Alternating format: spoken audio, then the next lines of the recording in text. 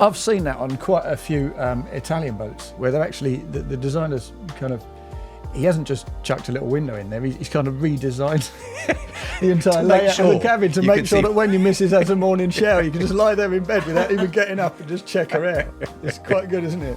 Well, I think it depends on the type of person you are and perhaps the type of missus you have. I'm thinking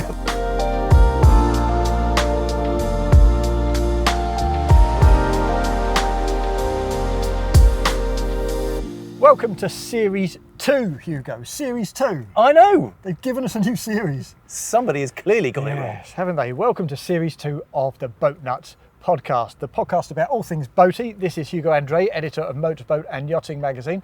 I'm Alex Smith, deputy editor of that same magazine, and I'm really delighted to say that for Series 2 we've got a really top-class sponsor as well, haven't we? We absolutely have.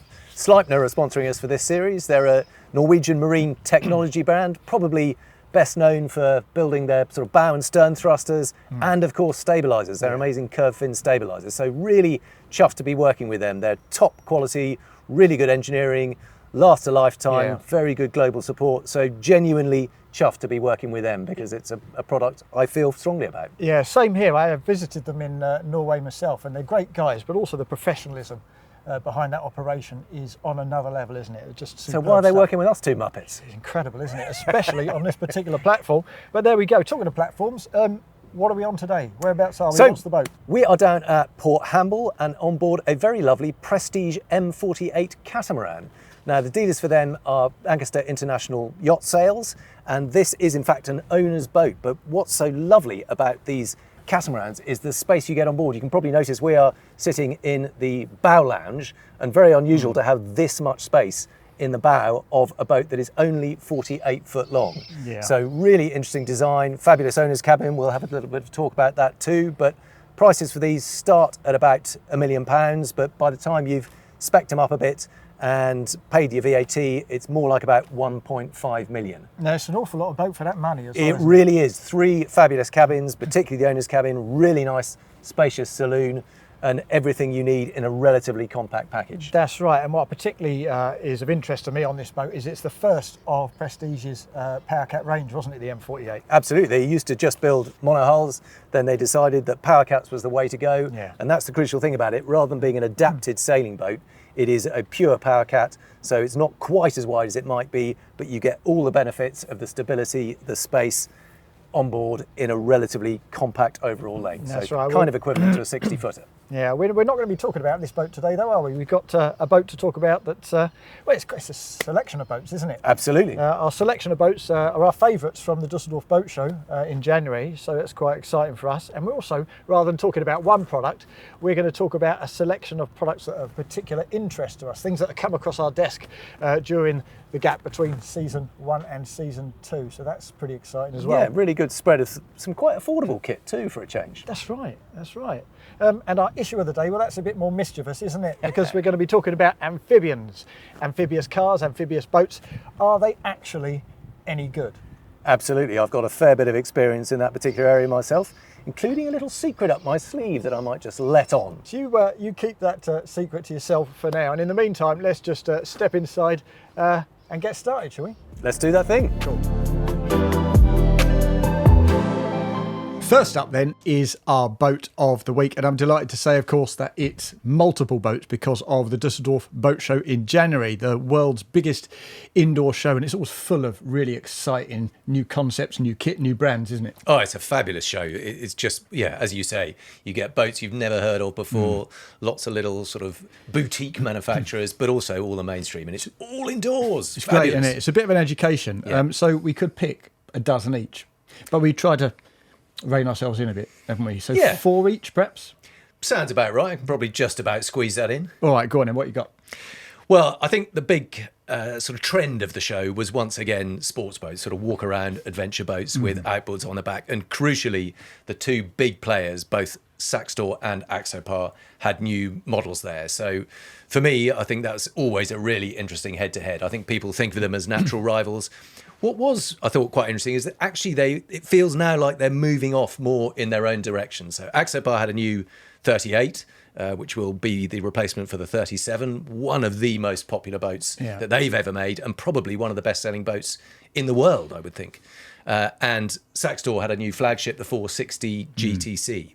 So two really interesting boats, but very different directions. So whereas Axopar is going hard down the adventure category, and its new 38 really sort of demonstrates that. So rather than going for loads of sort of folding this and electric that, it's quite a pure, simple boat. It's a little bit bigger than the 37, and they've cured a few of the little bugbears about the 37. So at last, it's got a proper separate heads compartment. Yeah. And I know we shouldn't sort of make a fuss about that, but it does make a difference. You know? If you want to use it as a proper cruising boat. If you want to have family and friends and particularly wife on board, they want a proper loo. And when I say a proper one, I mean a separate one with its own door and its own cabin, not just a kind of curtain. So, no, I know. When I'm using the loo, my missus wants to be in a different time zone, to be honest with you. She wants to leave the boat entirely, just leave the marina. So it's, it does make a difference, doesn't it? Yeah, so they cured that. And then the other thing was that they've made it a little bit beamier and a little bit taller at the bow. So it's got a bit more flair, so even better in rough weather. And because that bow is beamier, there's now space for a really nice outdoor seating area with seats across all three sides. Well, in fact, almost sort of four sides, because there's a little bit at the bow too. Yeah. And the problem with the old one was that if you had the aft cabin, you didn't then really get a good outdoor seating area. So this means you can now have the aft cabin, have a lovely sort of bow cockpit, have that inside cross cabin wheelhouse and the separate loo and two different beds. It just feels like the complete boat. Yeah, well, it's important what you described about the bow space there, the bow lounge, because if you're having a boat of that nature, you kind of gravitate towards that aft cabin, don't you? It makes a difference. Yeah, and I always find that particularly with those cross cabin models, you actually feel a little bit claustrophobic inside them. On a lovely summer's day, it gets a bit hot. And I know you've got sliding doors, but this now you've got a proper outdoor area and sliding doors and an opening aft window. Again, completely transforms that wheelhouse, stops it feeling so claustrophobic. But I think what's interesting about it is they've made everything manual. So they have actually introduced a little folding terrace on the starboard side. They call it an activity platform, again, to try and sort of push that whole adventure thing. But crucially, it's all manual. So it just opens manually, and it's even on a little Dyneema rope rather than sort of hydraulic. I like the simplicity. Yeah. I like the fact it's more reliable, it won't go wrong. But does it reflect in the price? Well, that's a very good question. As always with Axopar, there are so many optional extras. Yeah. And that is kind of their deal. It's a modular boat. So you start off with a relatively basic, relatively affordable boat.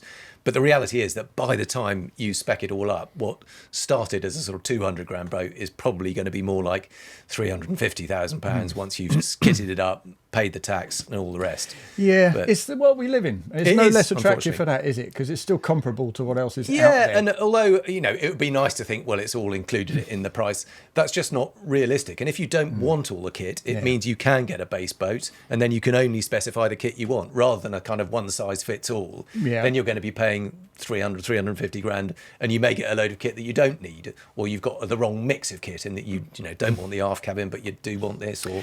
So I see the point, but But I'm going to have to shut you up because last year we talked about boats at Dusseldorf and we were here for about 6.5 days. People started drifting off to sleep. So let's move on to your Saxdor. I better talk about the Saxdor because that has gone completely the other direction, and there are so many folding, moving parts on it, and they are all brilliant. You've got folding platforms on both sides. You've got sliding doors down both sides. You've got opening doors at the back. You've also got this really cool new door at the front. Yeah. So when you come out of the pilot house, it used to be just a sort of swing gate. Yeah. This now has a top, it's like a stable door, so you've got a top and a bottom to it. So the bottom part swings open and the top retracts up flush into the roof. They're so proud of it, aren't they? I know, they? and it's a real sort of gimmick, but it does look cool.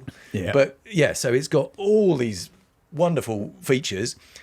But there is that sort of slight lingering doubt. There's an awful lot of electric motors on board, and slightly boring if one of them does go wrong at a crucial moment. Yeah, I like the contrast between all that kind of automated complication, and the fact that on that port terrace you got the option of a hammock. I know. I love that, great, isn't it? and I do think that is probably my favourite feature at the whole show. Yeah. And I like the kind of irony that something that was originally introduced in the Navy as the most basic form of sleeping possible has now become a highly desirable on a, sort of like a 700 grand boat feature. Yeah, brilliant. But it does look cool because the platform comes down, you plug the hammock supports in, and then you sit right by the sea, swinging away in your hammock. It really does feel like a little sort of private island. It's almost like you've got your palm trees on either side. We all fancy that, don't we? But let me correct myself, because I did suggest just then offhand 700 grand. It's not, is it? Including VAT, it's a lot less than that, isn't it? Well, by the time you've spec'd it up, probably about sort of 550, 560,000 pounds ink VAT.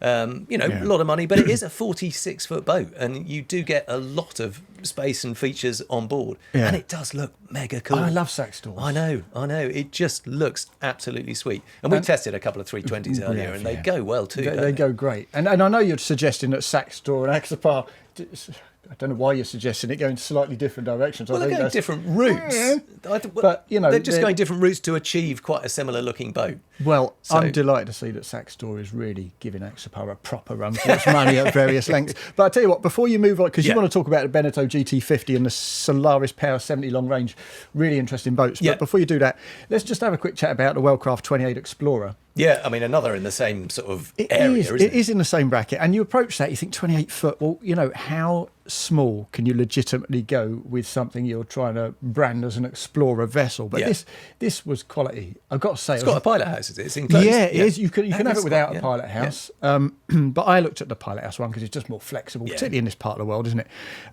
And that's a 28-foot boat. It's got a 9-foot 6-inch beam, so that helps. It's like 34% of the overall length, which is significantly more than you tend to get from a high-performance monohull. But what I really liked about this boat was, well, again, it's kind of the Axopar Saxdor style flexibility. The build is lovely. Yeah, I mean, the practicality is lovely. They always feel like they're properly solid, don't they? They really do. Yeah. They're lovely steel work. There's boarding points all over it. Really practical. Lovely big sliding doors on both sides of the pilot house. But what I really liked was the flexibility of the layout aft. So you can have an aft cabin that you kind of access from inside the pilot house on the port side of the aft bench. Yeah, and you, of course, top that with a sunbed.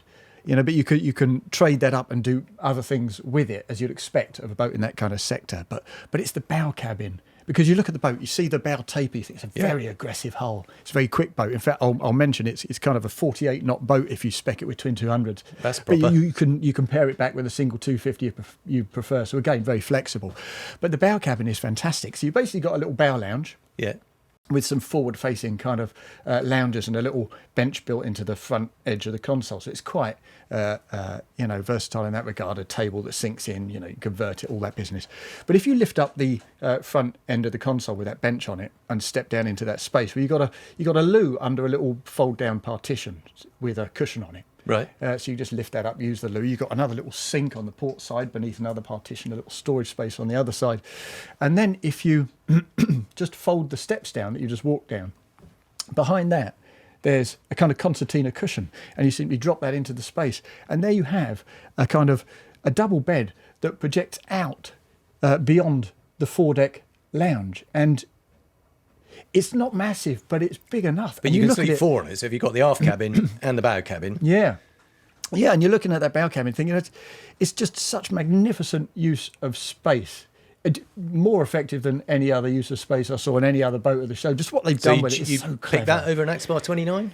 Well, you haven't tested one, have you? I've had a go on one. Okay. Yeah, I have. To be honest, there's so many people have Axopars. I could see about 11 around here. So I'd just to go with the Wellcraft a little bit, yeah. So that was really good. Yeah. And of course, to further its kind of explorer adventure credentials, in addition to all of that, it's got a 340 litre tank, which is fine, but you can upgrade that to 530 litres, which is a punchy big lump on a boat that size. You can get an extra bit of range. So yeah, I was impressed with that. Nice. But go on, what you got? What you got next? Beneteau. Beneteau, I'm only going to touch on this briefly because I want to talk about this in more detail in another podcast. But I just think they've been really brave, rather than just doing the same again and do it slightly bigger, slightly better than their previous GT50. Yeah. They've completely started from scratch again and gone for a much leaner, lower, very different looking, very different layout to before. But I'm going to leave it at that because I'm going to talk about it in more detail in a All right, but future one. because I saw it, was it the 35 and the 40 GT? Yeah, so that I the saw in whole, Cannes? they've thrown out the whole sort of previous Gran Turismo range, Yeah. started again. They've launched 3 new boats in the space of 6 months. Yeah. The GT50 is the current flagship of it. But yeah, absolutely. They've started with the 35, the 40, and now the 50. So. Yeah, well, that old GT range felt long in the tooth. It was long in the tooth, wasn't it? So, Yeah. And actually, I thought the 35 was, it's all right. I thought the 40 was really, really impressive, really interesting. So I can't Yeah. wait to see what the extra 10 foot does for that. Definitely But will. you're saving that, are you? I'm going to say that All because right, I fair I dues. think it's too much detail to talk about here. But so the one I would like to throw in though is the new Solaris Power 70 long range, because Solaris, we've seen a lot of them, really pretty looking boats, but up until now they've all been open sports cruisers, and this is their first long range flybridge, so completely different. It's not even a planing hull, it's a semi-displacement hull. It's built for long range comfortable cruising, totally different look, totally different I assume layout. it still looks beautiful, though, does it? Presumably? It does look, I'm not sure necessarily beautiful, but it looks sort of designer, you know. Yeah. It looks, it's not just Boutique-y. your regular, Yeah. you know, alternative to a Santika or a Princess. It's got that kind of Navetta robustness about it. It is category A. It is properly, it'll do about 900 nautical miles at 12 knots. Maximum speed is only about 24 knots. But some really interesting features. Got a huge sort of cockpit, aft cockpit at the stern with both a separate seating area and a dining area. You know, nearly always on that side of the boat, you combine the two. But they've got 2 sort of separate ones with a little privacy screen in between. So if you're moored stern to, you can still eat outside. And then That's some nice. really cool features. Again, shouldn't really matter, but the fact that it's got these 2 very cool little C-bob lockers on either side of the cockpit that fold down on sort of little hydraulic struts, and you've got a C-bob tucked into the cockpit coaming on both sides, in addition to a big garage where you can get your tender and everything else. So, and very bling interior. You know, you go down below, it's all beautifully lit, quite sort of quirky. It's got in the full beam owner's cabin, they've got a window above the bedhead that actually looks into the shower behind it. Slightly kinky, but you know, I think quite cool too. I like Just- that.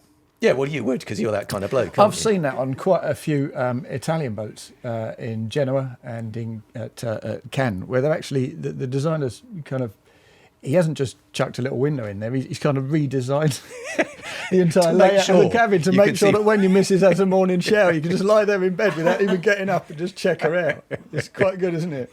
Well, I think it depends on the type Yeah. of person you are and perhaps the type of missus you have. I'm thinking that might make a Probably difference. does. Is that a window into the Hugo household? Well, window into the soul, maybe. Yes, I'm not sure my missus would quite go for it. But No, fair the dues. boat, on the other hand, I think is really interesting. And I'm always impressed to see people doing something different. You know, it's the easy route, just build something a little bit similar to everyone else and make it a bit nicer. Oh, this Hugo, is I completely swear, different. it's like we scripted this or something. Something a little different. You want something a little different? Come on, hit me All with right. it. Marco Polo MP12. Is that different?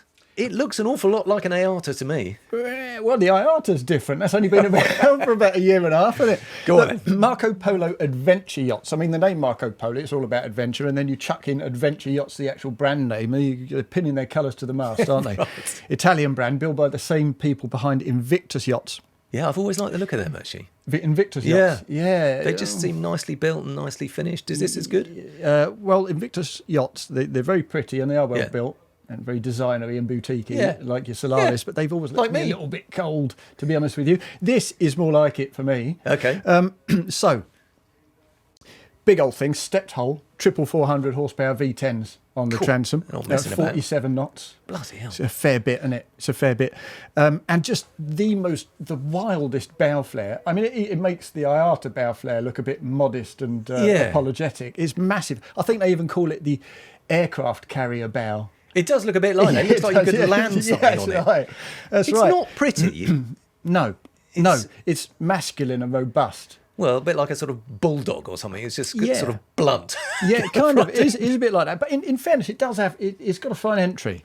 But that massive bow flare creates a huge bow lounge. What was really interesting to me, though, is when I went to visit that bow lounge, expecting great things. And the seating's nice, individual kind of seat pods in the forepeak, and then a fold-down section in the sunbed, the island sunbed, that you can lift up to create a bench to face forward. So you're thinking, you could sit 5-6 people up here for a really nice lunch. But there's no option for a table fitting in the deck between them. They must have cup holders. You're not sitting there clinging onto your glass, wondering where to put it. I don't actually recall, but I was surprised there was no table option. And then I went back aft and thought, if you look inside the pilot house, all you've got is a couple of helm seats and a little transverse galley and an aft bench. It's really quite empty and sparse. So I wonder whether that was, maybe a boat that was kind of rushed to the show a touch. So I talked to them about two, it. didn't they? The MP10 as well, an open version.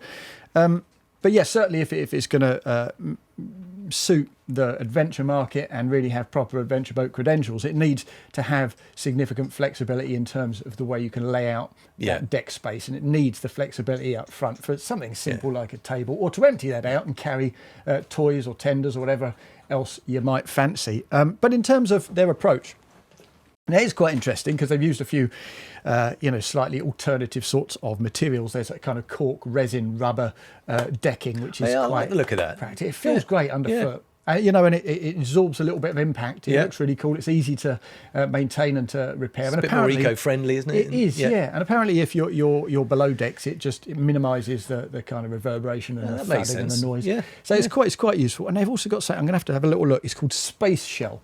What is that? Yeah, I'll tell you. I'm glad you asked. It's a very posh fabric, an upholstery that they use for their cushions. And they tell me, unsubstantiated by a test process on our part, that if you're in the Mediterranean, it'll remain 20 degrees cooler than most comparable fabrics. And I put my hand on top of it. 20 degrees? Yeah, I know. It's quite a thing, isn't it? I put my hand on top of it and I waited for the warmth of my hand to sort of collect. It gets warm if you pop it on a bit of fabric, as you would here. It sounds like a very scientific test. Exactly. It really was. And it stayed quite cool, remarkably cool. So I was quite impressed with that. That's the extent of your testing? That was the extent. It was a busy show. The space shell Yeah, that's right. fabric. Well, that's why I saved this for the podcast. I won't write about it. I won't dedicate that to print. Because do you regularly sort of go around and lay your hands on things and see? In fairness, the boss recommended that I do so. Okay. So, he was a big man. I felt it churlish not to. So you're slagging off the fact that he hasn't done a decent bow, though, and you're hoping to get away by making him feel better about his space material. A little bit, yeah. Open plan down below, couple of cabins. Lovely big voluminous bow space, as you kind of expect because of the shape of the boat. Internal honeycomb in the bulkheads, saves a ton. Seen that before, but nice to see it used here. It feels like a beautifully built boat with a very potent and effective hull and a very potent concept, but just need to ensure that they give you the flexibility to early tailor potential. Yes, that's what it is. Needs a bit of refining before it gets across the line. Well put. You put in about 8 words what took me about 2,500 just now, didn't you? So look, there's another couple of boats I need to mention before we move on. Make it quick. Yamarin. Yes, famous Finnish brand. Yeah, we all do, don't we? They've been around forever. Well, they're a nice sort of no-nonsense traditional band. They just do things well, don't they? They do. Yeah. They do centre consoles, open boats. They do, day cruisers, Nordic-style day cruisers. Brilliant boats. Yeah. So easy to use, so unintimidating, really well built, really well designed. And they've come out with a boat that's more than 5 foot larger than anything they've produced in the past. And that has a pilot house, and it's called the Yamarin Aura Cabin. You know what we call them in our village? Because everybody who has a second house in Cornwall has a Yamarin. Is that right? And obviously everybody has a second house in Cornwall is pretty posh, so they're just known as Yamarins around us. Yamarins. There you are, I've got a Yamarin. Have you not got a Yamarin? The boat of choice for the DFL. Yeah, totally. Yeah. Oh no, that's anyway, kind of put me off. How's the new Yamarin? Yeah, well they're going to love this Yamarin, okay. Especially with a name like the Aura. Oh, a Yamarin Aura, darling. Well, it's quite purposeful for a boat that will appeal to the DFLs. It's got the pilot house, it's lovely deep side decks, all that business. But there's just some cleverness to it. The aft bulkhead opens right out, and instead of having sort of lateral settees, you've got inward-facing settees across the way, and you can add a roving seat module to create a C shape. You can infill it. It's just, and down below. sensibly on a boat of this scale, the forward cabin, which is a good size. It's not a permanent bed, it's a lounge. Yeah. And the backrest simply is kind of a big standalone backrest block, in a way, an upholstered block. And you simply drop it into the space, and within 2 seconds, there's your double bed. Really effective. There's nice little touches all over it like that. And it's designed to be somewhere between like a Saxdor and a Sargo. Yeah. And for my money, it's absolutely nailing it. And I should say it's a 47-knot boat as well. And not a stepped hull. Okay. A good, traditional, safe, family-friendly, proven hull from the Yamarin range. And finally, Hugo. Come on then. The Aquila 42 Coupe. Now, we all love an Aquila cat. They do a lot, don't they, on a cool given things. length of boat. But here we have a boat that was particularly interesting to me because it had a fixed hydrofoil. Okay, And between the hulls, because it being a catamaran. Indeed, yeah. And you and I have been on various power cats with hydrofoils.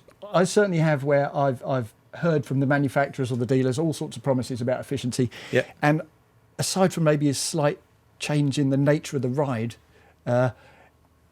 I've We should probably identified explain none. the sort of principle of what a hydrofoil is. So it Yeah. is like a wing between the hulls Yeah. that lifts the boat a little bit. On this style of catamaran, it's not designed to lift the whole boat out of the water like a true foiling boat. Yeah. But it reduces the drag a little bit by lifting the whole hull out of the water, so you've got less boat in the water, and in theory it makes it more efficient. Exactly that, yeah. And of course, because it's a fixed hydrofoil on this boat, the only way to change its angle of attack is to trim your engine legs. So I had a look at their figures and their discussions about the efficiency and the pace. And apparently you get to 22 knots. Yeah. And then you trim your engine legs by maybe 20%. And up you'll go to between 25 and 35 knots, depending on loading and conditions. And at the same time as you get Without that any pace, change in revs. Exactly, and without any change in revs, and without, in addition to that, you get a 20% fuel flow reduction. So in real terms, what they're saying is it cuts fuel flow per mile almost in half. And it seems like a seismic claim. But a mate of mine and a tremendous journalist, very long-standing, Jan Sjöland from Finland, has been on that boat. And I talked to him at the show, and he's saying what I was hoping he'd say, that it's the first one he's ever been on that actually backs up all those claims with real-world figures. So really exciting boat, that, and I really look forward to sea trialing it. And because it's a coupe, I guess there's a bit less weight up top, so the gains really make a difference, because I think that's part of the problem. These cats tend to be quite heavy, and if you're struggling to actually lift a huge amount of weight, then the foil is not going to be nearly as effective as a slightly smaller, lighter boat, where it generates enough lift to make a proper difference. Well, so quite perversely, you can trade the 440 horsepower stern drives for twin 400 horsepower V10 outboards and just halve your range at a stroke. So there you are. They've gone both ways. Should you want to... so you can justify it on the basis, well, I might as well have the big engines because it's so efficient. Exactly. So, all right, I like Brilliant. Well, look at that. I think 20 odd minutes we've done Not Dusseldorf. bad, not bad. Oh, so much more to say, isn't there? Well, we could go. I mean, honestly, there were more new boats at Dusseldorf than I've ever known this year. And given that boat sales are meant to be so tricky at the moment, I was sort of expecting there to be one or two. And there were sort of 20 to 30 new motorboats alone at that show. So yeah.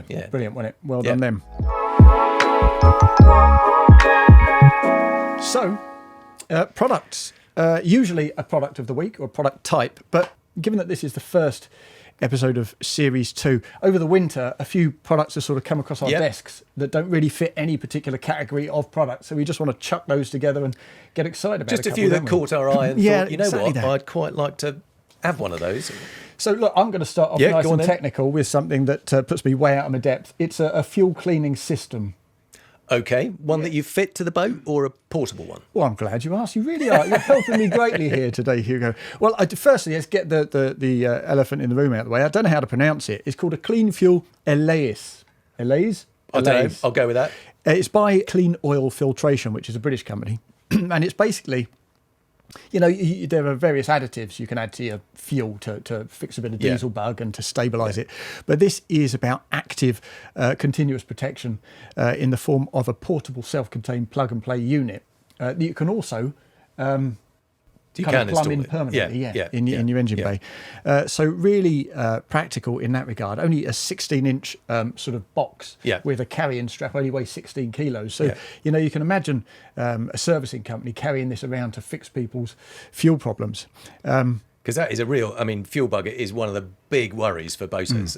If you've ever had it, you'll know about it. But those who don't, if you get diesel that's particularly in a boat that isn't used very much or gets left over winter, and you get a little bit of condensation in it, and a bug grows in the layer between the water and the fuel. That's right. And it feeds off the fuel, and that clogs up your filters.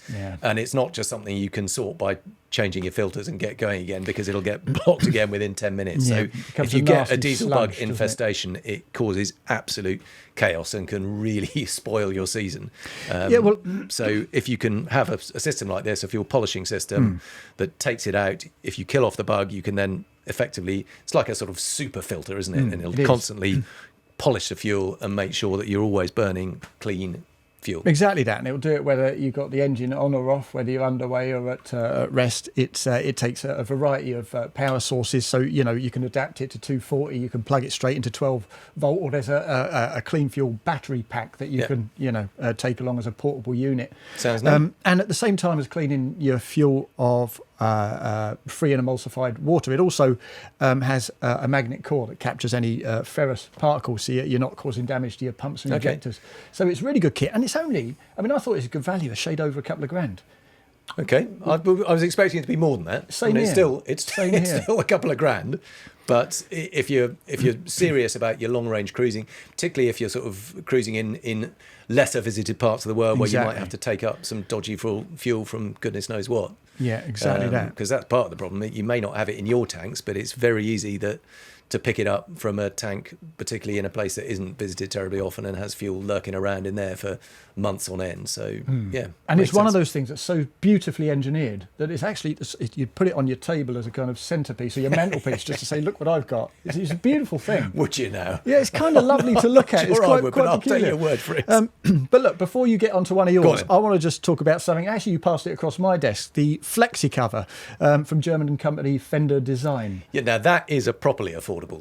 Isn't it? Bit It of goes kit, from isn't it? €92, right? Yeah. And it's essentially a cushioned fabric sleeve that's got a kind of what's it got? It's got a circular nip, so it's extremely flexible. You can slide it over existing cushions. Elastic, yeah. And it kind of shrinks to shape without any wrinkles or seams. But it's a way of either protecting your upholstery or replacing it on the cheap, effectively, isn't it? Exactly that. It's like a kind of a glamorous fender sock. So you just put the whole cushion inside it, it stretches around it, you tuck it under, and effectively you can change the colour or look of your upholstery for a fraction of the cost of doing a proper re-upholstery job. Yeah, it just makes so much sense. No need for any sewing to sort of, tidy it up. As you say, you just, because it's so stretchy, you just tuck it in and it looks the part, doesn't it? And it's so affordable. So affordable, in fact, that you could quite feasibly just get like 5 sets in different colours. Yeah, I quite like the idea of that. Fancy. We'll go orange today. Yeah, exactly. Because you're not going to, spend tens of thousands of pounds putting orange upholstery in your boat and then decide 6 weeks later you're not so keen. No, exactly. If you can do it for a couple of £100, and then if somebody spills their wine on it, you can put the blue set on. Or like you. Yes, sad we won't go there again. Your mishap, yeah. I've been traumatised by doing that. Yeah, I bet you have, and you can just whip it on and off, because it doesn't have the sewing and the seams and the zip. And it's just so simple. Give it a wash and put it back gadget you can actually afford. Yes, which means afford it 5 or 6 times, as I say, and you've got a whole collection of kit. I just think it's brilliant. What a solution that is. So I'm really impressed with that. Go on then, your turn. Okay, well, a couple of things caught my eye, and one of the things as a total bugbear of mine, I like to carry an inflatable paddleboard on board. So that, and because I've also got a sports boat, I've also got sort of donuts and things, and blowing up those bloody paddleboards, all those tenders, all those towing toys is an absolute nightmare. Either you have a manual pump, but frankly, by the time you've pumped it up, you've got no energy left to go paddleboarding. Completely true. Or you have an electric one, which I have had, and it's a decent bit of kit, but you then have to have a battery to connect it to. I have now discovered there is something called an Airbank Pulse Pro, which has a rechargeable lithium-ion battery built into the pump. So it's a totally portable little pump you can take on board, and it's got enough grunt to inflate a paddleboard. It'll do up to about 20 psi. So you can probably do, I think it's sort of 2, 3 or 4 paddle boards, slightly depending how big and how rigid you want them inflated. But the idea of a little pump that you can take on board, pump up your paddleboard, deflate it at the end of the day if you want to, because again, yes, you can deflate the first, the bulk of it, but the final bits to get it really packed up tight, you actually need to suck it out, and it will also do that. So just it seems like a really neat idea, a bit of kit that I would like to have on board and save me an awful lot of grunt work. I totally agree with you. And is that right? 110 quid for that? Yeah. It's sort of, affordable piece of kit. It's probably made in China for all I know. But you know what? If it works and that's what it costs and that's what it does, fair play to them. It looks like a really handy bit of kit. I haven't tested it, but I have asked for them to send me one because I would like to test it. It looks that good. Talking of things that manufacturers have very, very kindly sent us, there is something I'd like to talk about.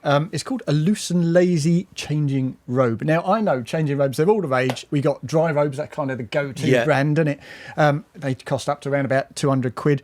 But, I, as we were talking about the Axopar, I've got a kind of an image thing about the dry robes. Again, it seems like down from London folk in Folkestone all wear it as a kind of There uniform. is an entire Facebook page devoted to it, a little bit like red trouser. Do you remember that sort of red trouser meme where people sort of posted photos of... I do. And you do see people, going shopping in their dry robes or something. You're not sea swimming, get it off. It's ridiculous. It is a bit laughable. It is ridiculous. Like people who wear gym gear and have never done a day's exercise in their lives. You think, stop it. Yeah. So, but I can't wear a dry robe. There are some cool stuff in the likes of, Red Originals who do the SUP boards. They got a beautiful robe for nice bit of kit. A 3-in-1 parka that costs 350 quid. But Loose and Lazy, right? A young company from Jersey. Yeah. In fact, I've got one here. Look, because they sent this to me. Ooh, get you. So Look I at spilt that. my water. Look how waterproof is it? Beading. Spilt that just now. It's beautiful kit. It's so high quality. This, I think, is around about 130 quid. They got an advanced one that's a 2-in-1 robe, so you can zip the internal bit out. But just feel the quality of this. It's so heavyweight. It's absolutely lovely. It's nice, but you know what always bugs me about these? Because I do use them when I come out, if I've been windsurfing or whatever it is, or skiing. But that is just not an absorbent material. And I want a sort of toweling lining. Oh, do they do a towel? They do. They do. They do lightweight microfiber robes as well. Mid-sleeve robes. They do all sorts. But can you get one that has the sort of warmth and the waterproof of this, but also the toweling on the inside? Because that's what I'm looking for. Spend £155 on the Loose and Lazy Advanced 2-in-1 robe. And you get the windproof, waterproof shell and a removable inner toweling layer. All right, so it's perfect. You've won me over then, because I've got one like that, and I just find it a little bit uncomfortable because you're still a bit damp inside, and that doesn't absorb the damp. You just feels like you're sort of rubbing the damp around. Well, I went for a very indulgent... What am I doing? When you stop phones down the stairs, I don't know. I went for a very indulgent sauna. Because that's what I do down on Folkestone Beach. There's like a mobile sauna unit. I've got one of them. And then a few plunges into the February sea. And let me tell you, that is cold. Oh, my goodness. Nearly died. But this saved me. And I felt deeply swish wearing it. And that's by no means a default setting for me. I totally love that. I think it's absolutely top kit. And if you're in the market for a changing robe, don't just default to the regular stuff that everybody's wearing. Take a look at Loose and Lazy. It's great Fair kit. Play. Yeah. Always like a new British company. Fair play. Give them a plug. Same here. So you've got an update on this, haven't you? I have, because and I am a Garmin watch wearer, but I have been slightly smitten by the latest Quatix 8 Pro, because this new one has InReach communication built in. So InReach is their satellite comms system. And the fact that you can wear a watch that will communicate via satellite, you can send text messages, it can track wherever you are in the world, and that seems to me the ultimate kind of, obviously I'm very unlikely to get lost in the middle of nowhere or whatever it is, but the fact that you have a watch that does all that, you can make phone calls from it without having your phone in your pocket, you can send text messages from pretty much anywhere in the world. It's not quite full satcoms, I guess, because it hasn't got the sort of the aerial to do it absolutely anywhere in the world, but up to 50 miles offshore, you can send messages. It just seems to me you've got all the usual Garmin cool kit and a built-in satellite communication system. Seems to me pretty swish. Yeah, that's amazing, because it's only like 150 quid more than the regular one, isn't it? Well, this particular one that I had a look at was £1,139, which, it's a lot of money, but you can easily spend many times more than that on a watch. And to have all that functionality, and it does look really nice. It looks like a smart. And it's not oversized either, is it? It fits small wrists. I think you can get two different sizes. I think there are two different diameters. You can spec whichever one you want. Yeah, apparently if you just an extra 4 mils on this one, it gives you double the battery life, I guess, because you get the extra volume for the larger battery. But the brilliant thing about that watch is that, the fact you can operate independently of a mobile phone, it just means that there are activities that you can be in touch with. Where you can't really like take your a phone. paddleboard, where you don't particularly want to take a phone with you. So it just seems to me that just takes the whole smartwatch thing to the next level. And we both wear them. They're good bits of kit. You can do. I only use a fraction of the actual functionality of it, but they seem well built. They last long. They're fully waterproof, and to have built-in satellite just seems to me very clever. Yeah, that's fantastic kit. Just to finish on a maybe it's a slightly less credible note. Come on then, bring it down. You usually do. Yeah, I do, and I will. The Hangout shade. Have you seen this from Boat? I saw a picture of it, but you're going to have to describe it to me again. Happily. Okay. So Boat make all sorts of gear, including things like paddle boards, but they also have something called a Hangout dock, which is a floating inflatable square kind of dock that you like a sort of extension to your bathing platform. Exactly, yeah. And the Hangout shade is a kind of inflatable arch that goes over the top to give you shade on your dock. So for the sake of a couple of grand, you've got yourself the beach club of a 70-foot Pardo. Even if you've only got essentially. Even if you can only afford a tiny little boat, you've got a massive marquee floating on the water behind it. That's the thing I just don't quite get. You buy yourself your yacht, which is, let's face it, something that's big enough for that is going to be over £1 million worth. Yeah. And why are you not chilling out on the sunpad of your very expensive, very luxurious £1 million yacht and choosing to be on a little inflatable thing with a roped up shade instead? Well, that's the point, isn't it? If you can only afford a Fletcher 14 off eBay for £200, well, you can spend some extra on this, connect it to the back of the boat. You could never have that on. Yeah, no, totally. You could. Ridiculous. 100% you could do that, and I would do that. Although I've got to say, it is obviously... You'd need one of my Airbank Pulse Pro pumps in order to inflate it, wouldn't you? Definitely would. Yeah, that's not a foot pump job, is it? Obviously best for sheltered Mediterranean bays. If the windage on it, imagine I'd be in Holland from Folkestone, wouldn't I? 40 knot offshore breezes. So there we are. I told you it'd be a less credible finish, but well done for raising the tone with your I'll let you get away with it.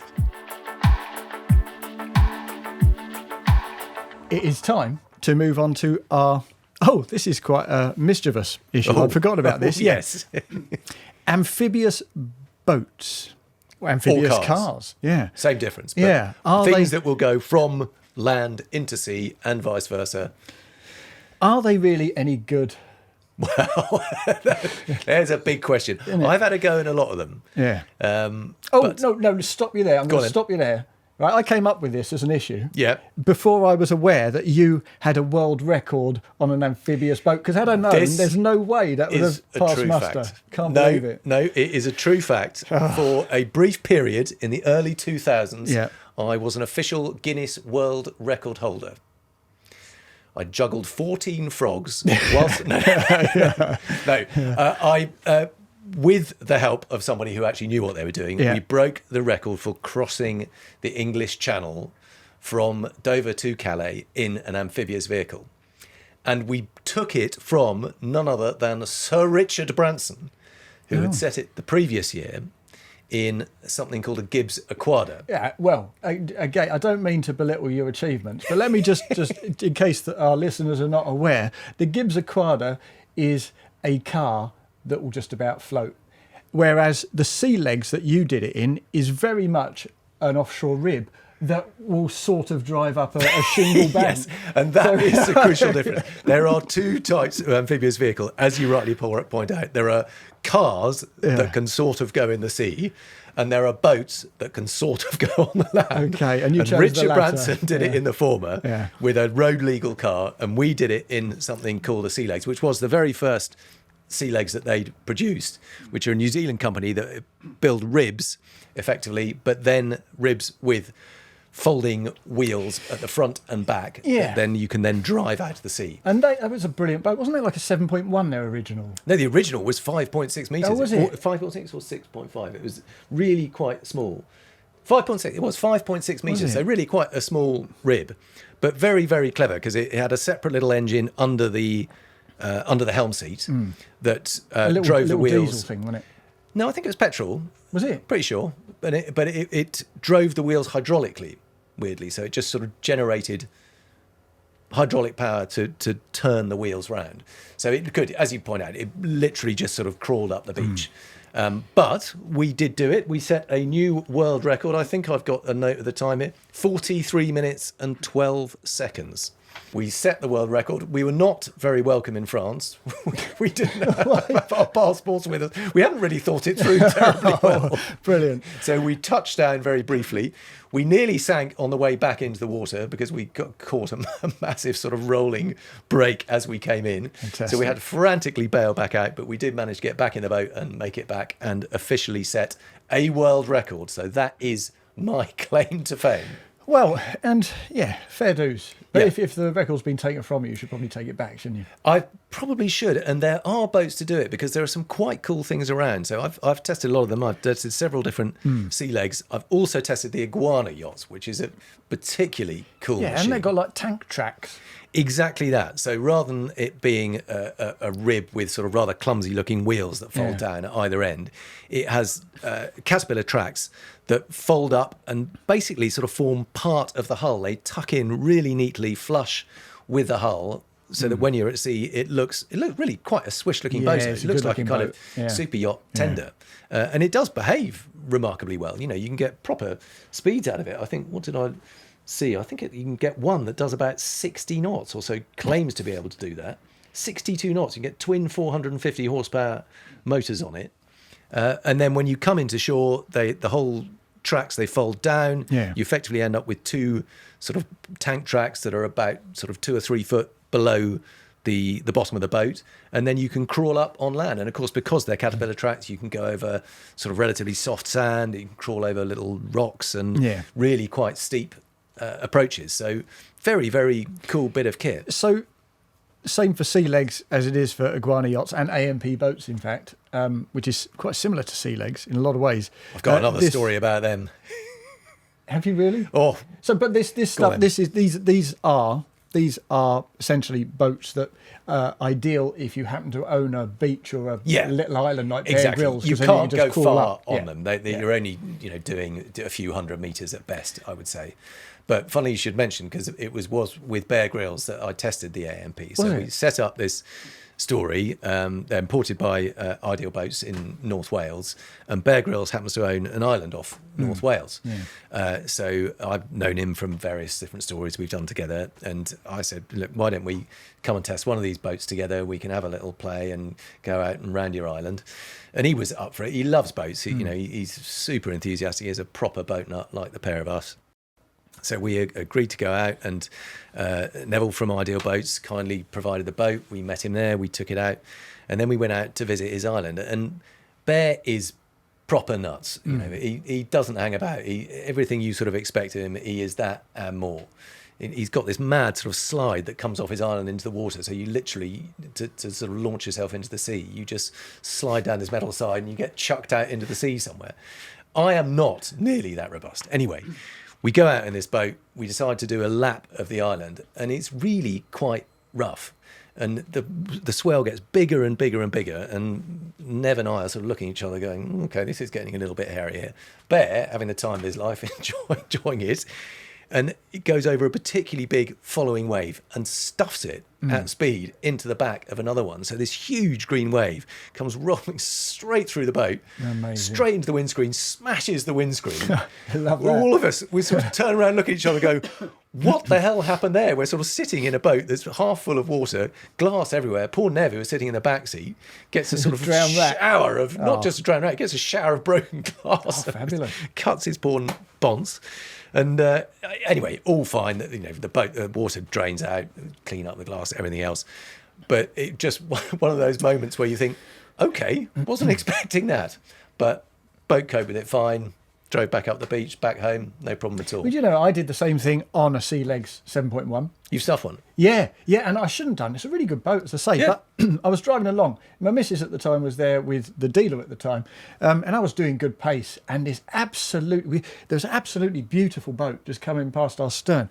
And so I've turned round to take a look. I've taken a little bit away off the throttle, and I've turned round to take a good look. And I haven't quite taken enough off the throttle, so we just come over this little crest and we've nosedived into this wave, and I'm still looking behind me and get hit in the back of the head by some green water. But to the credit of the Sea Legs, that screen didn't get smashed, so there you have it. Well, maybe they've sorted it since. I don't think they were expecting to take a green one over the bow, but it just goes to show, you kind of think of ribs as pretty invincible, but if you drive them badly enough, and particularly in a big sort of following sea, you can put the nose straight into it and you'll get green Can I water. just point out that Bear Grylls phoned me once, just out of the blue. I've never met him at all. You see? And it's my claim to fame, so I've got to talk about it, even though it's not that relevant. And he phoned me. To talk boats?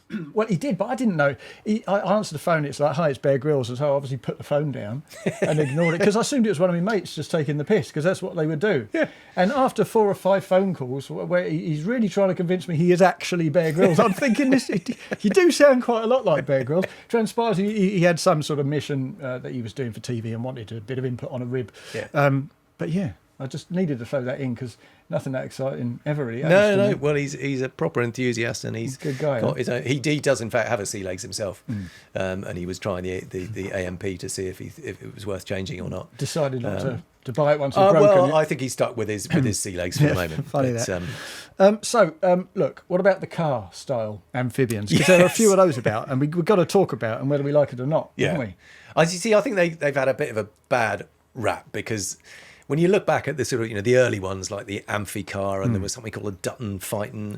The Duttons are ugly. Well, they are a bit kit curry, aren't they? And they're sort of they start with a donor vehicle. I think the original ones were sort of Ford Escorts, and I think it might be sort of Suzuki Jimneys and things. Yeah, little Jeepy style things, aren't they? Yeah, I sort of admire the fact that tiny little British kit car manufacturer can make something that at least to some degree works. I agree. I don't think you want to go out and do anything too lumpy. But from memory, they were relatively affordable, Yeah, weren't they, compared to the rest of the amphibious market, which is just but they were price. displacement only, and you could only really safe to go out in relatively sort of calm conditions and so on. So I think they started off with a bit of a bad rap, and then Gibbs came out with this boat that was a car that could drive on the road at 100 miles an hour.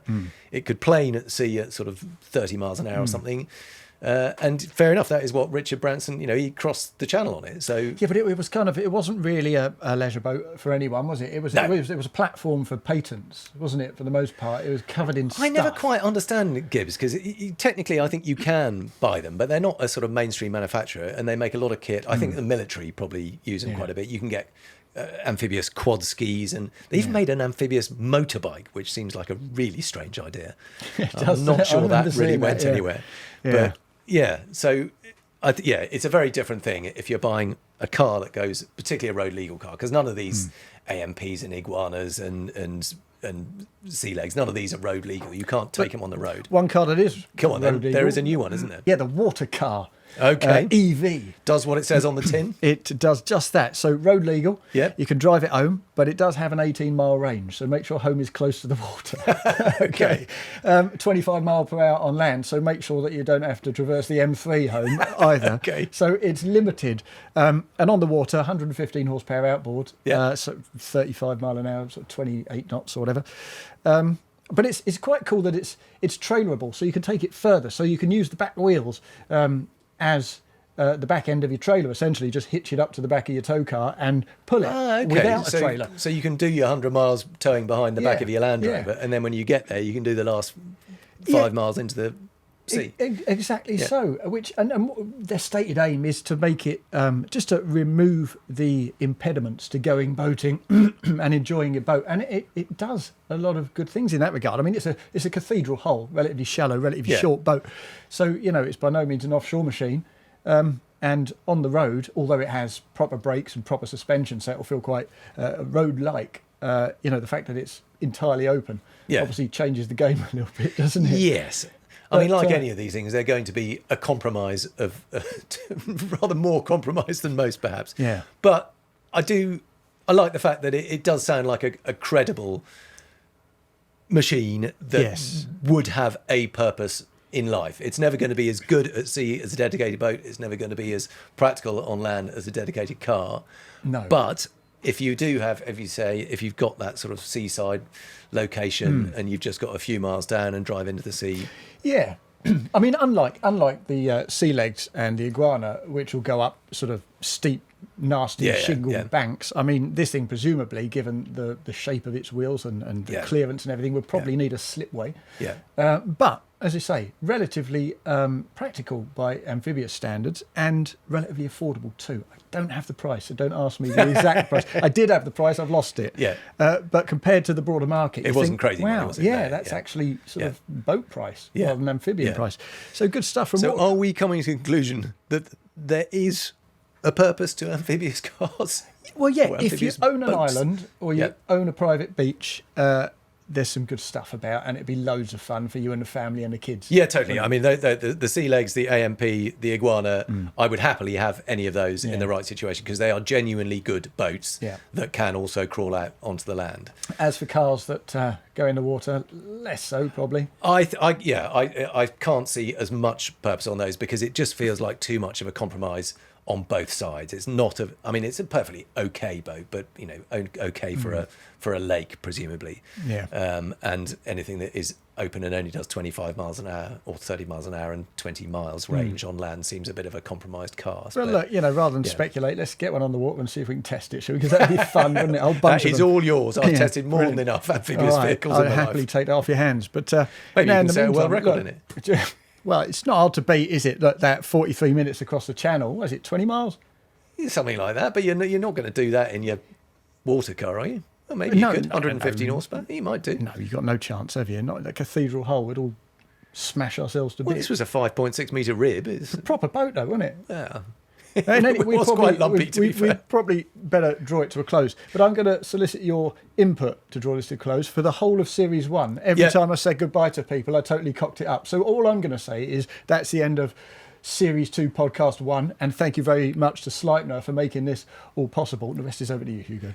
Well, all I wanted to say is if you've enjoyed this podcast, don't forget that we do also run a magazine. So Motorboat and Yachting is the magazine. It's got a lot more content, a lot more detail, and we actually know what we're talking about because we've had the chance to actually research them, them properly. It's true.